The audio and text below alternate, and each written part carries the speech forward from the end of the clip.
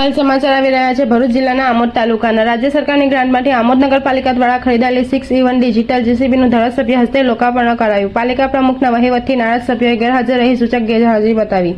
આમોદ નગરપાલિકા દ્વારા રાજ્ય સરકારની ગ્રાન્ટમાંથી ₹41 લાખના ખર્ચે જેસીબી મશીનની ખરીદી કરતા આજરોજ આમોદ જંબુસર મઠ વિસ્તાર લોક લાદીલા ધારાસભ્ય ડીકે સ્વામી હસ્તે લોકાર્પણ કરાયું હતું, જેમાં પાલિકાના કેટલાક સદસ્યો પાલિકા પ્રમુખના વહીવટથી નારાજ હોય સૂચક ગેરહાજરી બતાવી હોવાનું જણાવ્યું હતું। આમોદ નગરપાલિકા દ્વારા 41 લાખ રૂપિયાની માતબર રકમથી 6E1 ડિજિટલ જેસીબી મશીનમાં ખરીદી કરવામાં આવી હતી। પાલિકા પ્રમુખ જણાવ્યા મુજબ જૂનું જેસીબી કામ નહોતું આપી શકતું, એટલે રાજ્ય સરકારના ગ્રાન્ટમાંથી નવું જેસીબી ખરીદવામાં આવ્યું હતું, જેનું આજ રોજ ધારાસભ્ય ડીકે સ્વામીના હસ્તે રિબિન કાપી શ્રીફળ વગેરે લોકાર્પણ કરવામાં આવ્યું હતું।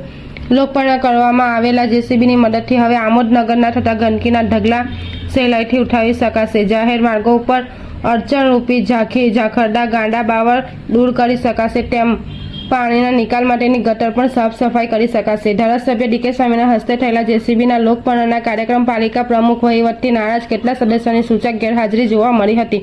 રિપોર્ટર અલમાસ બાદશાહ, આમોદ।